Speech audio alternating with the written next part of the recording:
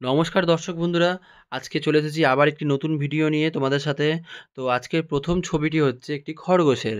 খরগোশটি আঁকার জন্য প্রথমে আমি একটি রাউন্ড আর একটি সিক্সকে ব্যবহার করছি।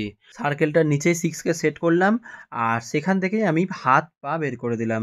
আর রাউন্ডের মধ্যে চোখ আর নাক দিয়ে আমি খরগোশটির সম্পূর্ণ করছি। আর তোমরা দেখতে পাচ্ছ আমি চোখটা একটু সাইডে ঘুরে আছে, তার কারণ হচ্ছে হাতেও গাজর ধরে আছে। তো গাজরটাকেও আমি এবার দিয়ে ফেললাম আর পাশ দিয়ে ওই দিকের হাত। চলো এবার পরের আঁকাটি হচ্ছে এইচ দিয়ে শুরু করছি।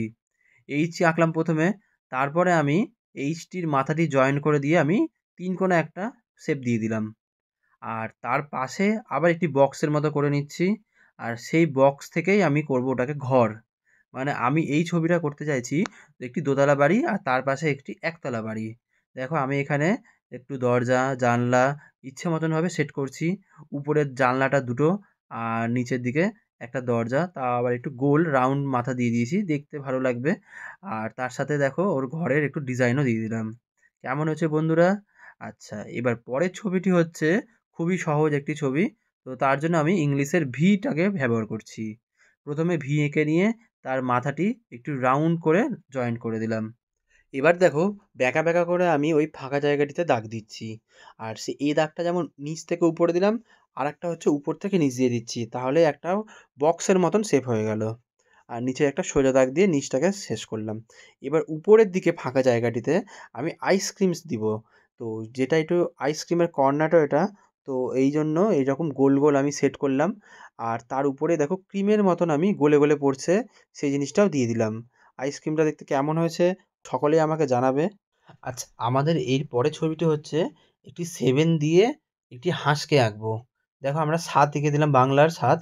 তো সেই 7টার আমি সামনের দিক দিয়ে গলার মতো নামিয়ে দিলাম আর সেইটি দিয়েই আমি পেটটাকে করে নিলাম। আর পেটের পরেই দেখো আমি উপরে ডানাটাকে দিলাম। ডানাটা থেকেও আমি ভিতরের যে শেপ ডানার সেটাকেও দিয়ে দিচ্ছি গোল গোল করে। আর খুব সহজ পদ্ধতিতে আমি দেখাচ্ছি এই তোমাদের হাঁস আঁকাটা।